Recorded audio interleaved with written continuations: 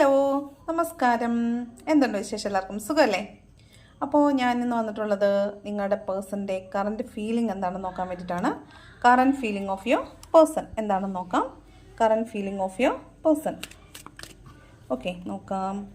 Current feeling of your person. Current feeling of your person. First card വന്നിട്ട് high പ്രീസ്റ്റസിൻ്റെ എനർജിയാണ്.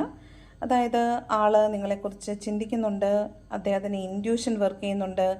അതായത് കണ്ണടച്ച് വെച്ചാലും അകക്കണ്ണ് തുറന്നാണ് ഇരിക്കുന്നത്. നിങ്ങളെക്കുറിച്ച് ഗാഢമായി ആലോചിക്കുന്നതായിട്ട് കാണുന്നുണ്ട്. പക്ഷേ അവിടെ എന്തോ ഒരു നിഗൂഢത, നിങ്ങളോട് വെളിവാക്കാൻ ഇഷ്ടപ്പെടാത്ത എന്തോ ഒരു നിഗൂഢത ആ വ്യക്തിയിലുള്ളതായിട്ട് കാണുന്നുണ്ട്. ഓക്കെ, അതാണ് ഫസ്റ്റ് കാർഡ് വന്നിട്ട്. സെക്കൻഡ് കാർഡ് 3 ഓഫ് കപ്സ് ആണ്. ഓഫ് കോഴ്സ് അതൊരു തേർഡ് പാർട്ടി സിറ്റുവേഷൻ ആയിട്ടാണ് കാണുന്നത്. നിങ്ങളുടെ പേഴ്സൺ ഒരു തേർഡ് പാർട്ടി സിറ്റുവേഷനിൽ പെട്ടിട്ടുള്ളതായിട്ടാണ് കാണുന്നത്. അടുത്ത കാർഡ് നോക്കാം. മൂന്നാമത്തെ കാർഡ് വന്നിട്ട് പേജ് ഓഫ് പെൻറ്റക്കിൾസിൻ്റെ എനർജിയാണ്. പേജ് ഓഫ് പെൻറ്റക്കിൾസ് എന്ന് പറയുമ്പോൾ തേർഡ് പാർട്ടി സിറ്റുവേഷനെ ഹോൾഡ് ചെയ്തിട്ടുണ്ട്, എന്നാൽ നിങ്ങളെ ഒട്ട് വിട്ടിട്ടുമില്ല. നിങ്ങളെ വളരെയധികം താല്പര്യമുണ്ട് എങ്കിൽ പോലും നിങ്ങളിലേക്ക് കോൺസെൻട്രേറ്റ് ചെയ്യാൻ പറ്റാത്ത വിധം അയാൾ അവിടെ ട്രാപ്ഡായി കിടക്കുന്നതായിട്ടാണ് കാണുന്നത്. ഇതാണ് പേജ് ഓഫ് പെൻറ്റക്കിൾസ് പറയുന്നത്. നിങ്ങളെ പിടിച്ചിട്ടുണ്ട്, പക്ഷേ നിങ്ങളിലേക്ക് കോൺസെൻട്രേറ്റ് ചെയ്യാൻ സാധിക്കുന്നില്ല എന്നാണ് കാണുന്നത്. അടുത്ത കാർഡ് വന്നിട്ട് 5 ഓഫ് പെൻറ്റക്കിൾസിൻ്റെ എനർജിയാണ്. അതായത് നഷ്ടബോധമാണ്.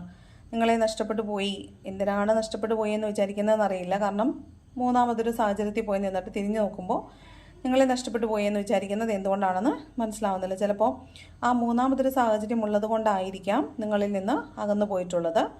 ആ വ്യക്തി, മൂന്നാമത്തെ ആളെന്ന് പറയുന്ന വ്യക്തി ചിലപ്പോൾ നിങ്ങളുടെ പേഴ്സണെ ട്രാപ്പ് ചെയ്ത് വെച്ചിരിക്കുന്നതാവാം. നിങ്ങളിലേക്ക് വരാൻ പറ്റാത്ത വിധം അയാൾ അവിടെ കുടുങ്ങിക്കിടക്കുന്നതാകാൻ സാധ്യതയുണ്ട്. അപ്പോൾ അയാളെ പെട്ടുപോയി എന്ന് വിചാരിക്കുന്നൊരു അവസ്ഥ പോലാണ് തോന്നുന്നത്. അതായത് താൻ ട്രാപ്പിലകപ്പെട്ടു, താൻ പെട്ടുപോയി, അതിനകത്ത് കണ്ടില്ലേ കീയും ഒക്കെയാണുള്ളത്. അപ്പോൾ താനതിൽ പെട്ടുപോയി എന്നാണ് അദ്ദേഹം വിചാരിക്കുന്നത്. ഓക്കെ, അടുത്ത കാർഡ് വന്നിട്ട് death and റീബർത്താണ്.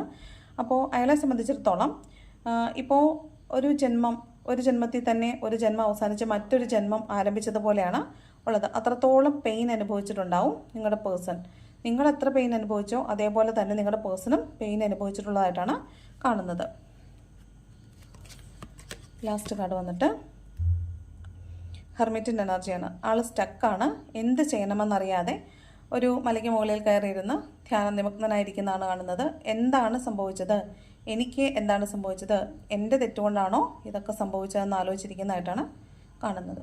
Okay, thank you.